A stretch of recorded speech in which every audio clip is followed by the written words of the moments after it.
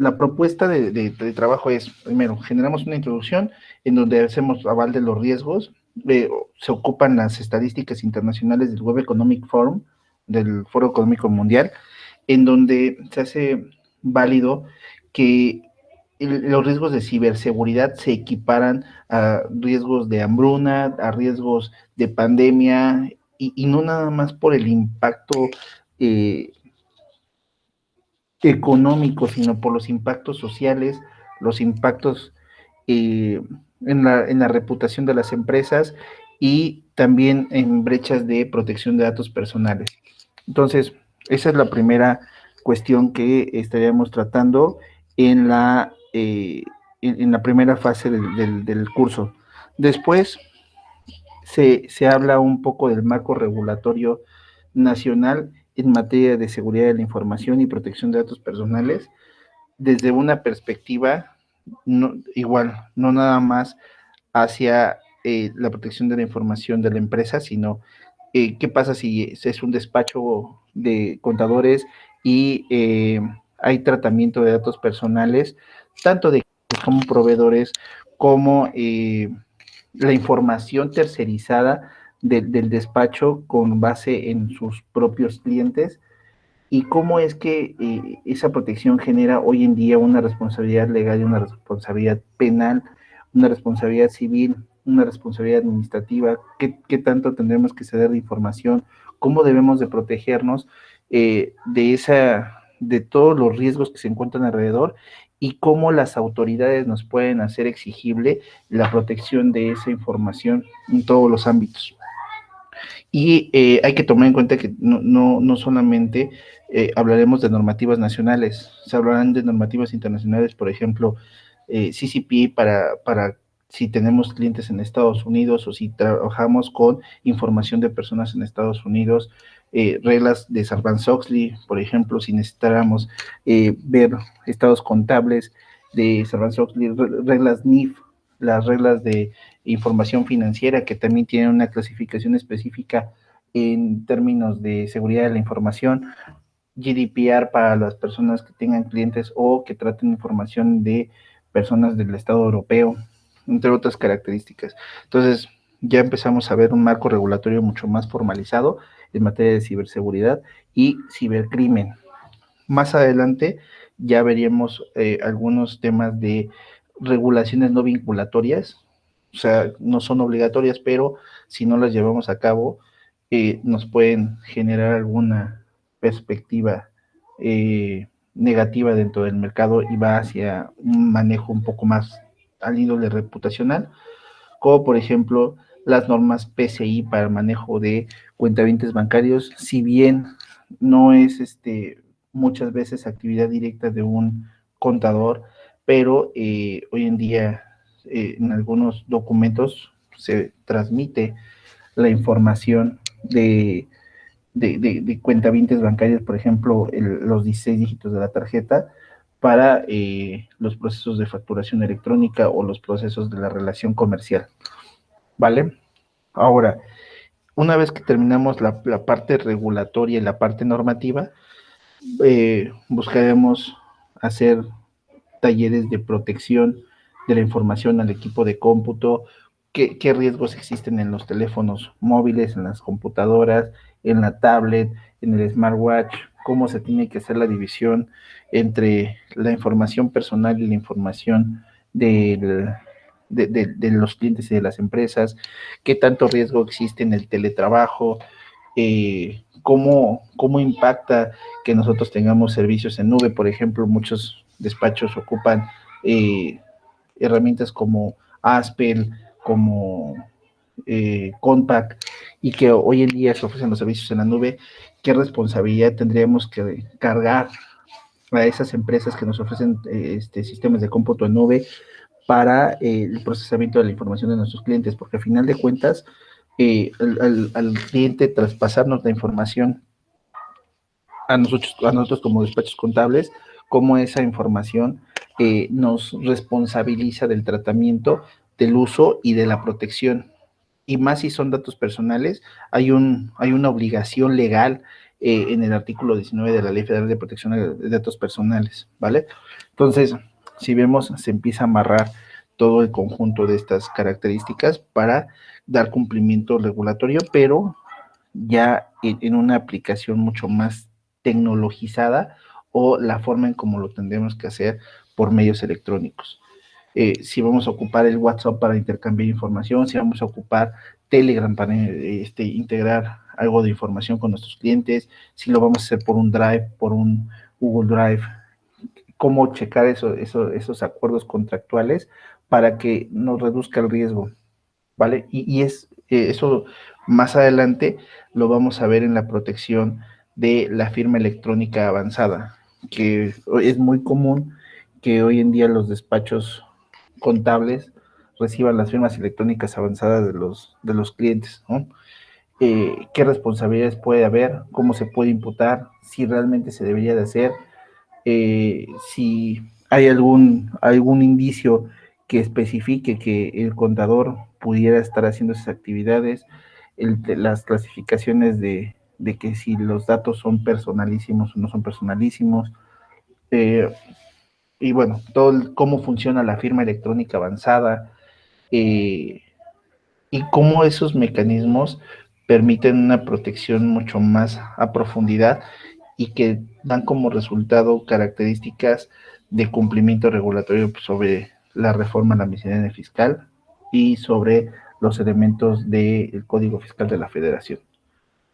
Y en el grueso, eso sería lo que está. Bueno, hay un tema más que ahorita nada más hablé de Contact y de Asper, ¿no?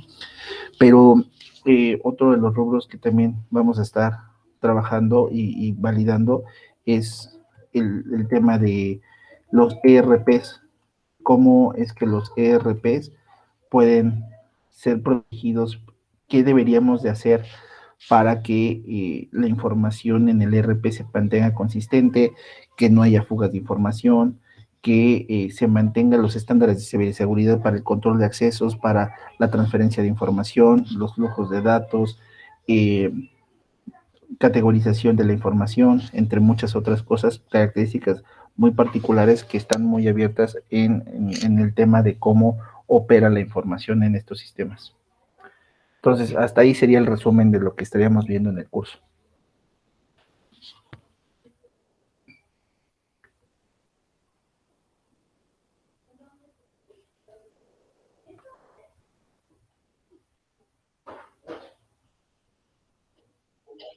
Gracias. Tenemos una duda. Deme un segundo, por favor, a ver si lo escucha. Sí. Pregunta. Bueno, la pregunta es que si solamente pueden entrar contadores o personas interesadas en protección de datos, en este caso empresarios también.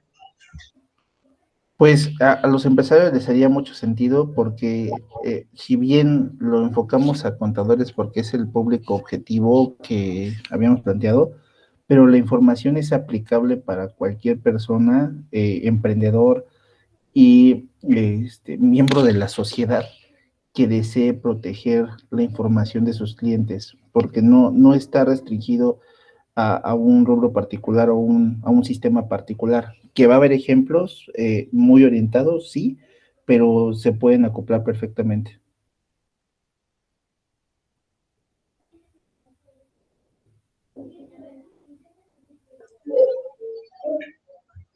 Ok. El temario se va a quedar así, ¿no?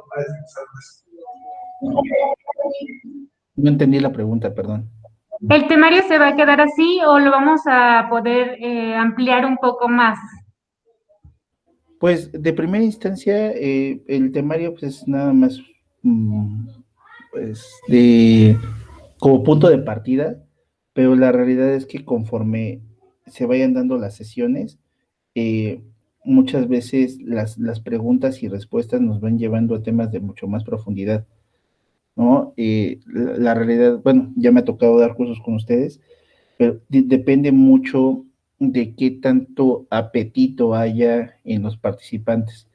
Si el apetito es alto, pues se abren mucho los temas Bueno, por lo menos me tocó un grupo que empezamos con ciberseguridad muy corta para fintech y terminamos hablando de protección de datos personales, empezamos a hablar de cómo opera blockchain, resolviendo algunas dudas técnicas de cómo opera la infraestructura tecnológica. Entonces, desde mi punto muy particular de vista, esto pues será muy adecuado a las necesidades del público que está operando dentro del aula de clases, ¿vale? Tenemos dos preguntas más y ya con eso concluimos. Maestro, este curso se está dando, como sabe, y seguramente sí, en muchos otros lados. ¿Cuál sería como el plus para tomarlo con nosotros, con el instituto? ¿Cuál sería ese plus que usted nos estaría otorgando, aportando? Una de las principales características es que, y como yo lo vendo, o como yo me vendo, es que yo soy ingeniero y soy abogado.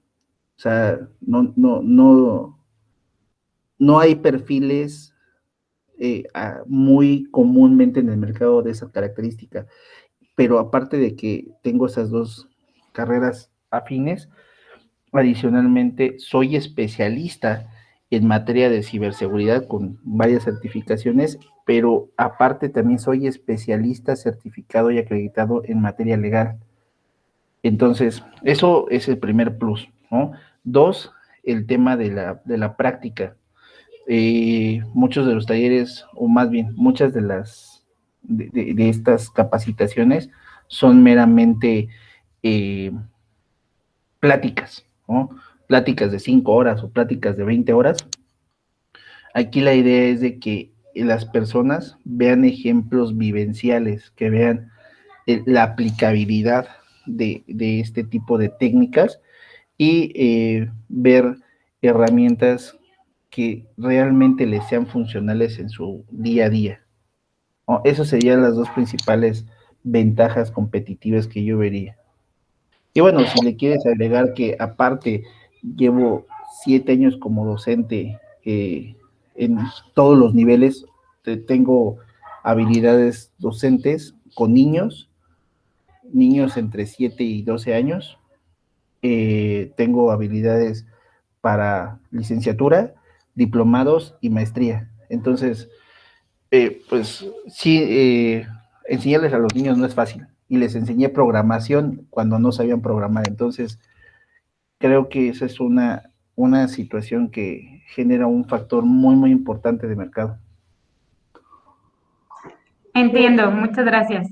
Tenemos una última pregunta, maestro. Muchas gracias. Nada más me quedé profundizando un poquito en el comentario.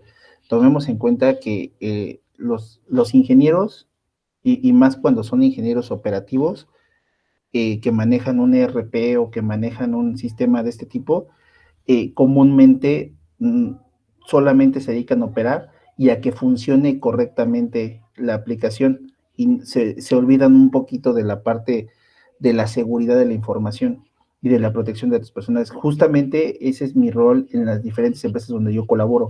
Yo lo que hago es que hay ingenieros de TI que se dedican a estar haciendo las cuestiones de mantener el fierro activo, pero yo les pongo las reglas normativas de cómo debería de controlarse los controles de acceso, cómo debería de controlarse los registros de auditoría, cómo deberían de entregarse la información para las auditorías financieras, para las auditorías contables, para reglas NIF, para, por ejemplo, si nos llega Deloitte, KPMG, si nos llega cualquiera de las Big Four, cómo atender esa auditoría. Entonces, parte del curso está orientado en cómo controlar esa información. Entonces, si invitamos a un ingeniero, se va a llevar información legal, contable y técnica de cómo administrar su infraestructura. Si invitamos a un legal, principalmente fiscalistas, ellos están muy interesados en ver cómo funciona la firma electrónica para temas de fecha cierta, para temas de, ¿cómo se llama esta cosa? Materialización de la información para contratos. Si invitamos a un contador, le vamos a enseñar cuestiones prácticas, técnicas de cómo operar la información que hoy en día, si bien hay muchos perfiles mix o mixtos entre contadores, fiscalistas, que son abogados y contadores. Ellos están muy a lo que dice el Código Fiscal de la Federación, pero no se meten en toda la parte holística del manejo de la información, en la parte administrativa, que ahí, por ejemplo, se va a hacer un estudio no tan a profundidad, pero sí con cierto grado de detalle del artículo 63, por ejemplo, del Código Fiscal, que nos da información de cómo deberíamos de operar los datos en la factura electrónica y todos los datos del XML, ¿vale? No, bueno, nos preguntan cómo se va a realizar la parte práctica o qué programas se van a utilizar para llevar a cabo como este tema. Ok, comúnmente por ejemplo, ocupo KeePass, que es una herramienta para manejo de contraseñas, OneDrive, Google Drive, Dropbox, algún ejemplo, por ejemplo, cuando está libre Compact, una implementación de Compact muy rápida que se hace en línea, pero ahí sí dependo mucho de las fechas y de qué aplicaciones estén disponibles en internet, pero particularmente es o un Compact o un Aspel. Si es para equipo de cómputo, ocupo un sistema que se llama Sophos, KeePass. Entonces, yo ocupo herramientas comúnmente open source.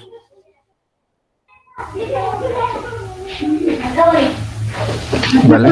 Maestra, sí, creo que estas serían nuestras dudas. Le agradecemos el tiempo